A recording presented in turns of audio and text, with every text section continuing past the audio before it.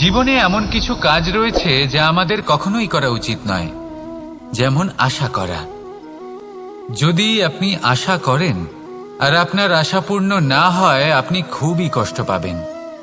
এবার আপনি যদি প্রতীক্ষা করেন, করতেই থাকেন, আর সেই ব্যক্তি যদি না আসে, তাহলেও খুব কষ্ট পাবেন। আর হলো তুলনা। আপনি যদি তুলনা করতে যান, তাহলে এটাই ভাববেন যে হয় আমি বা অন্য কোনো ব্যক্তি, এই দুজনের মধ্যে কোনো এক ব্যক্তি নিকৃষ্ট। আর এই ভাবনাটাই হলো অনুচিত। যদি আমরা কথা বলি সেই সব বিষয়ে যা আমাদের করা উচিত, যেমন পরীক্ষা। এই পরীক্ষা সবসময় আমাদের আরো সফল করে তোলে, আরো শ্রেষ্ঠ করে তোলে, আরো উৎকৃষ্ট করে তোলে। আসন্ন মহাসংগ্রামের জন্য আমাদের প্রস্তুত করে তোলে এই পরীক্ষা। তাই এই পরীক্ষার থেকে কখনোই পালাবেন না, এর সম্মুখীন হন। আর হলো কর্ম। কর্ম করা কখনোই বন্ধ করবেন না। তুলনা করার বদলে কর্ম করুন, প্রতীক্ষা করার বদলে কর্ম করুন, আর আশা করার বদলে কর্মই করুন। জীবন সফল হয়ে যাবে। দেখুন, সবার শেষে সত্যি বলতে এই কর্ম আর এই পরীক্ষা, এই দুই আমাদের জীবনকে সুখী করে তুলতে পারে। আসুন আর আমার সাথে ভালোবেসে বলুন, রাধা রাধা। বনস্পতি ফলনের জন্য আমাদের কিসের প্রয়োজন পড়ে? একটু ধরিত্রীর, একটু পরিশ্রমের, আর একটা বীজের। এবার যদি মানুষের কথা বলি, তাহলে এখানে ধরিত্রী হলো মানুষের এই জীবন, যেখানে মানুষ নিজের ইচ্ছের ফল ফুল ফলন করতে চায়। পরিশ্রম হলো আমাদের কর্ম, আর বীজ হলো আমাদের নির্বাচন। আমাদের বেছে নিতে হবে যে আমরা কি বপন করব, আম নাকি ফণি মনসা। এর মধ্যে আমরা কি পেতে চাই? রসালো ফলের ফলন চাই নাকি কাঁটার ফলন চাই, তা আমাদের উপর নির্ভরশীল।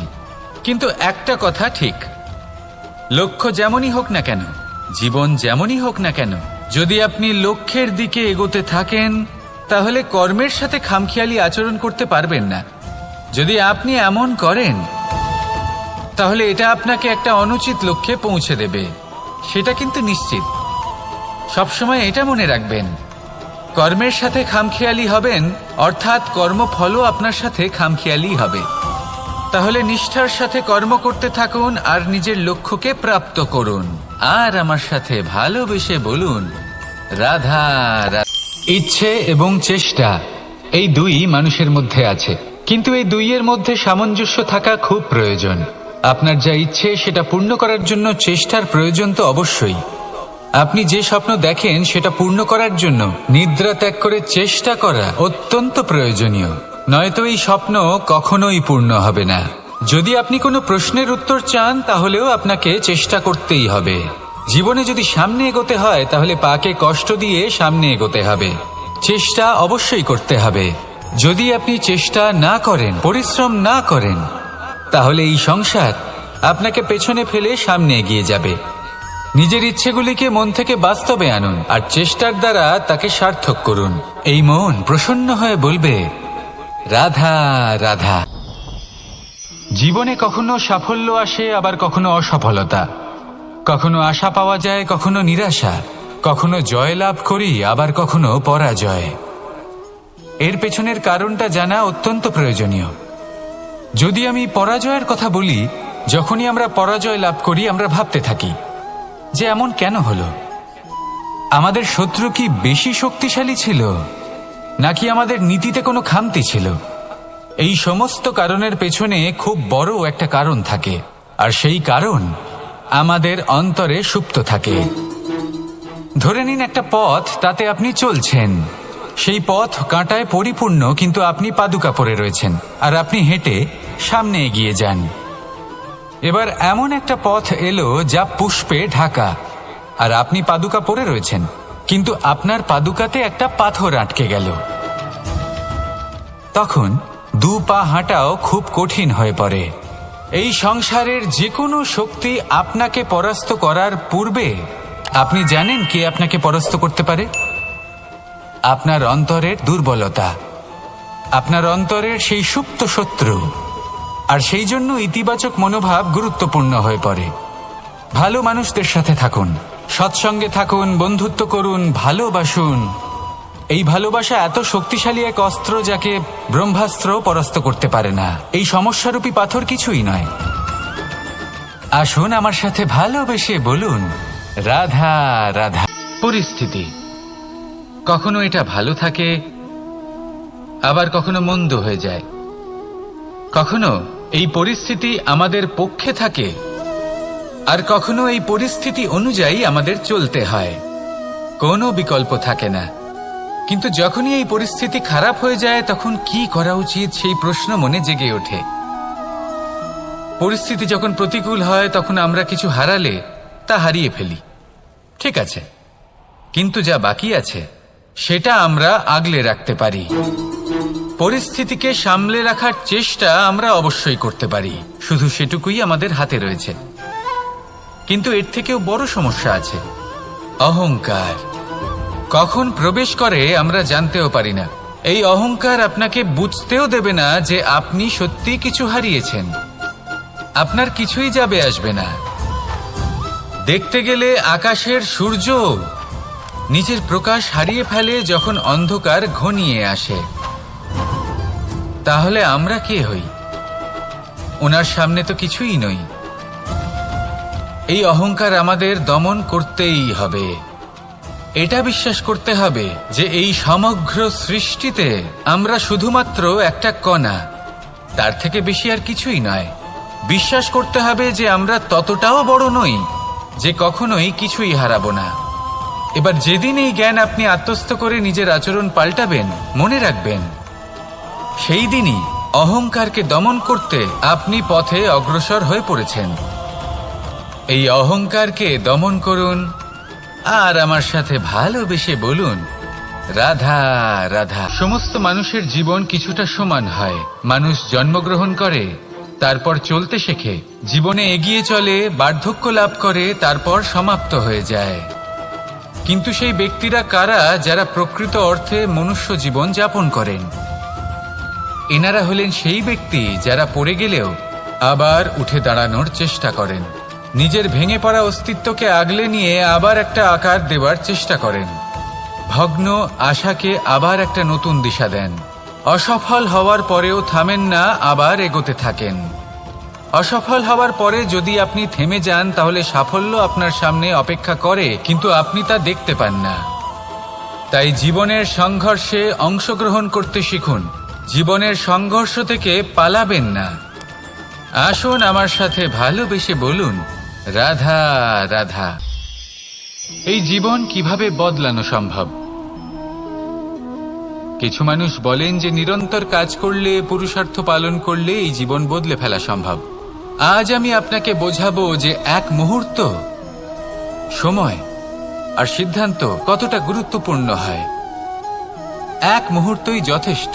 একটা মুহূর্ত এত শক্তিশালী হতে পারে যে তা আপনার সমগ্র জীবন পাল্টে দিতে পারে।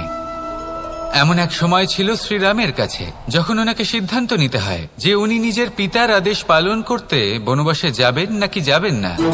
উনি সেই আদেশ পালন করেছিলেন, তারপর সময় অনুসারে উপযুক্ত সিদ্ধান্ত নিলেন। আর আজ সকলের মনে বসবাস করেন শ্রীরাম। আর অন্যদিকে আছে রাবণ। ওনার কাছে একটা সময় ছিল, একটা সুযোগ ছিল নিজের প্রারব্ধকে শুভ করে তোলার। উনি ভুল করলেন আর মৃত্যু লাভ করলেন। নির্বাচন সবসময় আপনার হাতে, শুধু আপনাকে সময়কে বুঝতে হবে, সেই মুহূর্তকে বুঝতে হবে আর উচিত সিদ্ধান্ত নিতে হবে, ব্যাস।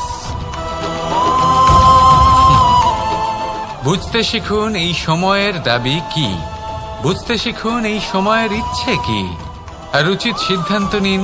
আর আমার সাথে ভালোবেসে বলুন, রাধা রাধা। কথায় আছে সংসারে নাকি সকল রোগের ওষুধ আছে। যদি আপনি নিজের শরীরকে ভালোবাসেন তাহলে ব্যায়াম করুন, যদি নিজের নিঃশ্বাস প্রশ্বাসকে ভালোবাসেন তাহলে প্রাণায়াম করুন, যদি আপনি নিজের আত্মাকে ভালোবাসেন তাহলে ধ্যান করুন, কিন্তু যদি আপনি নিজের জীবনকে, পরমাত্মাকে ভালোবাসেন তাহলে সকলকে ভালোবাসতে থাকুন। এই ভালোবাসা অত্যন্ত গুরুত্বপূর্ণ এবং আবশ্যক। ভালোবাসার থেকে ভালো না কোনো ওষুধ আছে, না আছে কোনো আসন। এর থেকে ভালো না কোনো ব্যায়াম আছে আর না কোনো প্রাণায়াম। এই ভালোবাসা বড় বড় সমস্যারও সমাধান করতে পারে। ভালোবাসা বড় বড় বিপদকে আপনার থেকে দূর করতে পারে। এই ভালোবাসাই আপনাকে জীবনে বাঁচতে শেখায়, কারণ ভালোবাসাই হলো জীবনের আসল সত্য। তাহলে আসুন আর আমার সাথে ভালোবেসে বলুন, রাধা রাধা। মানুষের মধ্যে একটা বিচিত্র প্রবৃত্তি থাকে, অন্য সকলের বিষয়ে, তাদের জীবনের বিষয়ে, তাদের ব্যক্তিত্বের বিষয়ে, তাদের ভবিষ্যতের বিষয়ে অনুমান করা। এটা হলো অনুচিত। কারোর অতীতকালকে দেখে লোকে ভবিষ্যৎ বলে দিতে পারেন, বর্তমানকে দেখে ভবিষ্যতের বিষয়ে অনুমান করে ফেলেন। উদাহরণ দিতে হলে বলবো, কোনো দাসকে দেখুন, ওকে দেখে লোকে বলে যে ওর ভবিষ্যৎ সেটাই হতে পারে, অনুমান করে ফেলেন। আর এই রাজাকে দেখুন, উনি তো কত সুখী হবেন, উনি তো জগতের সব থেকে অধিক সুখী মানুষ, কত সুখ সুবিধা আছে ওনার কাছে, ধারণা করে ফেলেন।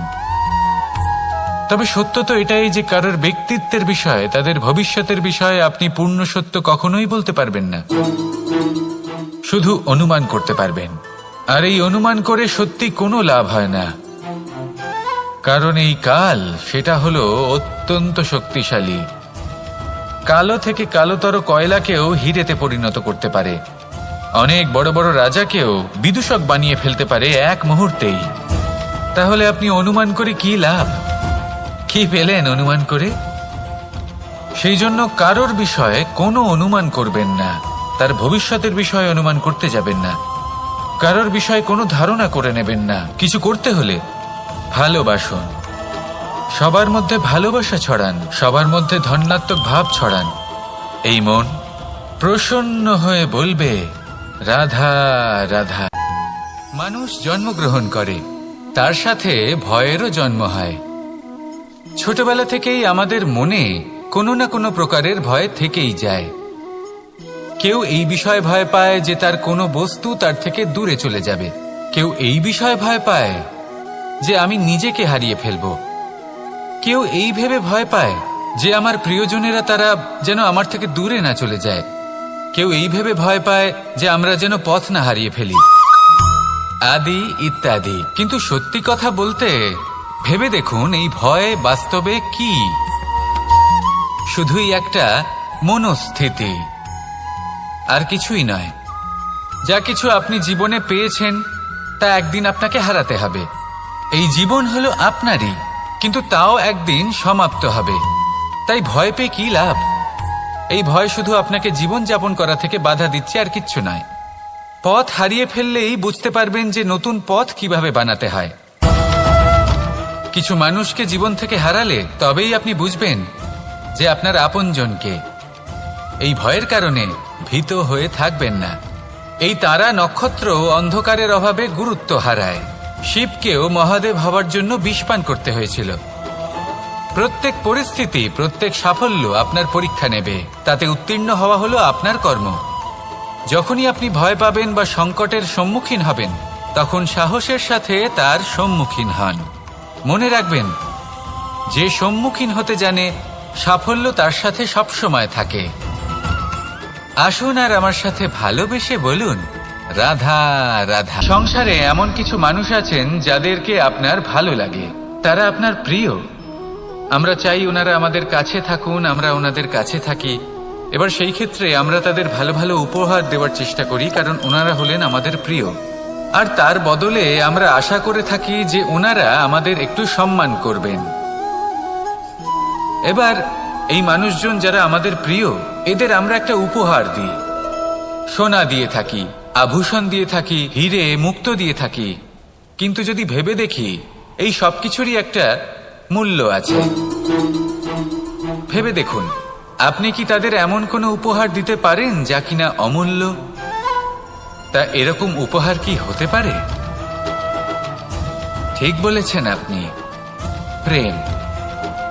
এই প্রেমই হলো অমূল্য, কারণ মন থেকে এর উৎপত্তি হয়। না চেয়ে পাওয়া যায় আর না ছিনিয়ে নেওয়া যায় এই ভালোবাসা।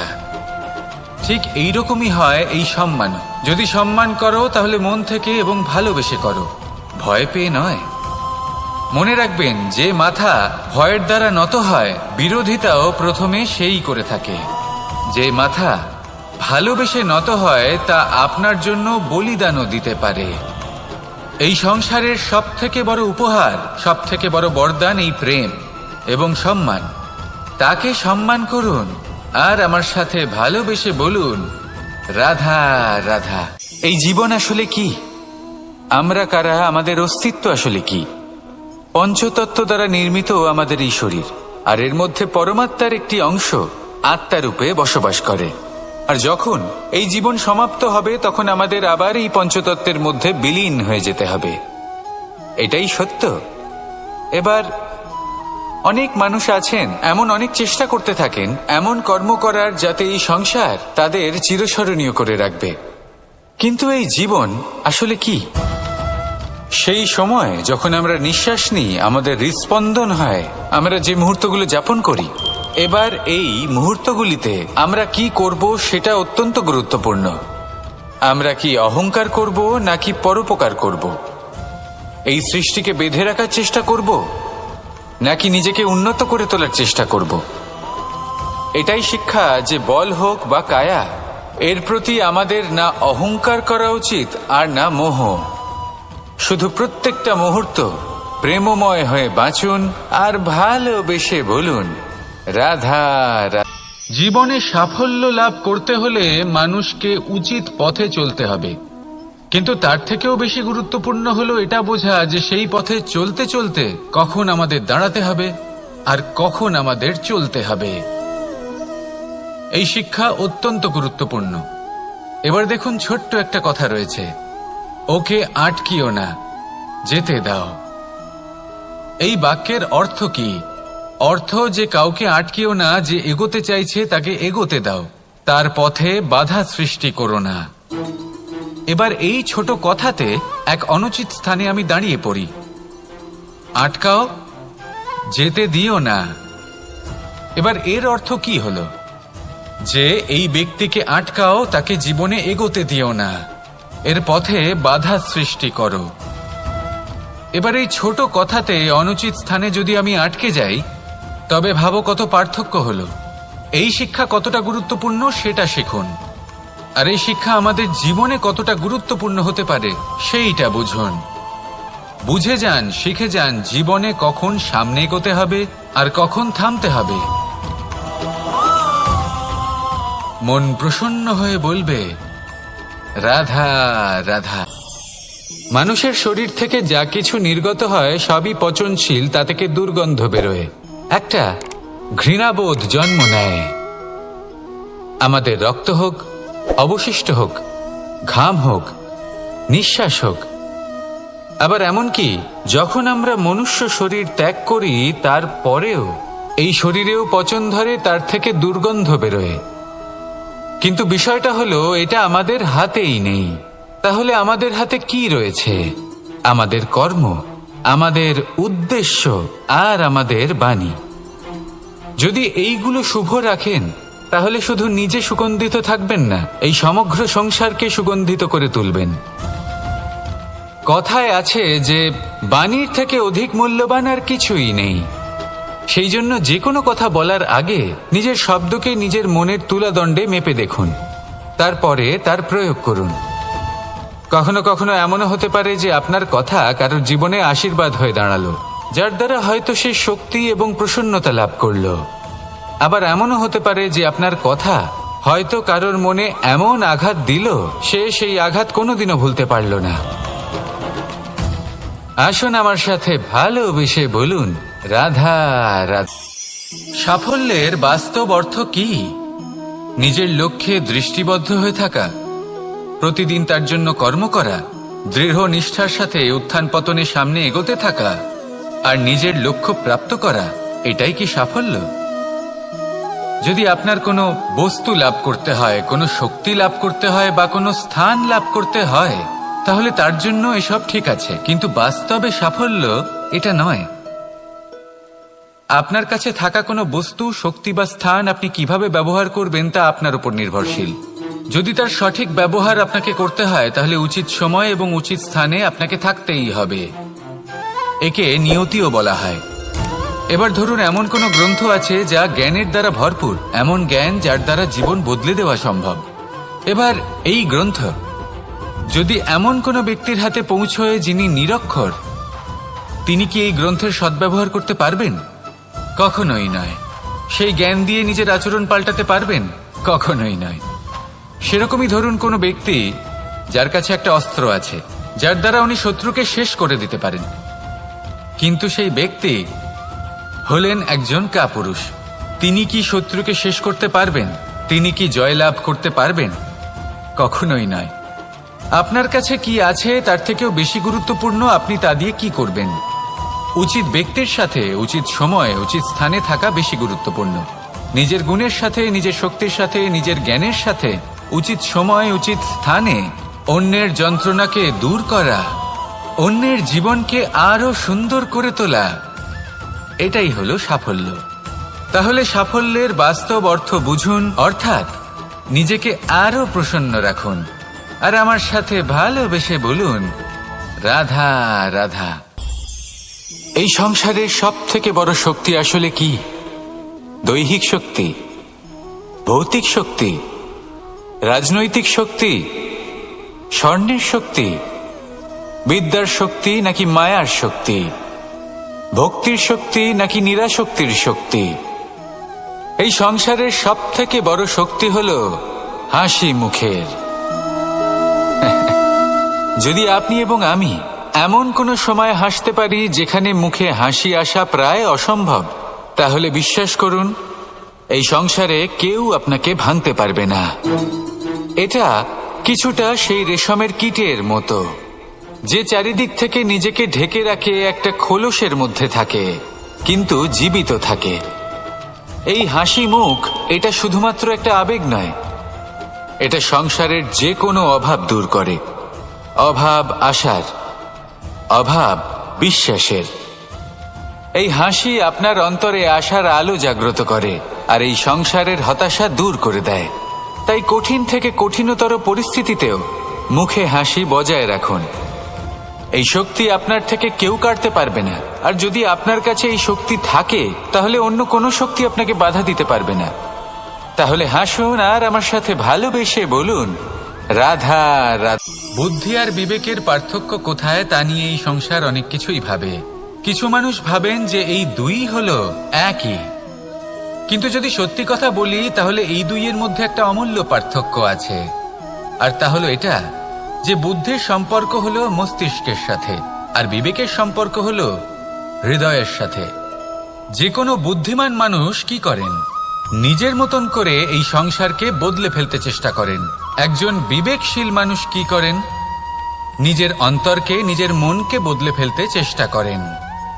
কারণ মানুষের সংসার এই মনের মধ্যেই বসবাস করে। তাই নিজের বুদ্ধির ব্যবহার অবশ্যই করুন, কিন্তু তাতে বিবেকের লাগামটা অবশ্যই শক্ত হাতে ধরবেন।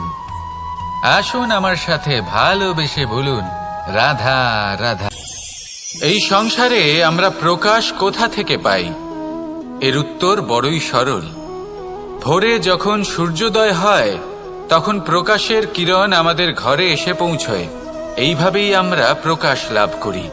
এবার এই প্রকাশের আলোতেই আমরা সারাদিনের কাজ সম্পন্ন করি। সন্ধে হয়ে যায়, সূর্যাস্তও হয়ে যায়। আর আমাদের ঘর যাতে অন্ধকার না হয় তার জন্য আমরা একটা প্রদীপ প্রজ্বলিত করি। এটাই ঘটে আমাদের জীবনেও। এবার প্রবাহমান আয়ুর সাথে আমরা আমাদের অন্তরে যদি একটা প্রদীপ প্রজ্বলিত করে নিই তাহলে বিষয়টাই অন্যরকম হবে। এবার আপনি বলবেন কোন প্রকাশের কথা বলছি যা আমাদের অন্তরে জাগ্রত করা সম্ভব? আমাদের আত্মার মাঝে প্রেমের প্রকাশ জাগ্রত করার কথা বলছি। কারণ আমাদের এই জীবন এও হলো দিনের আলোর মতো। আজ প্রকাশ আছে, কিন্তু কোনোদিন অবশ্যই অস্ত হবে। কিন্তু অস্ত হবার আগে যদি আমরা আমাদের আত্মার মাঝে প্রেমের এই প্রকাশ উজ্জ্বলিত করে নিই তাহলে আমাদের সন্ধ্যাকালও আমরা আনন্দে এবং প্রেমে যাপন করব। তাহলে আসুন আর আমার সাথে ভালোবেসে বলুন, রাধা রাধা।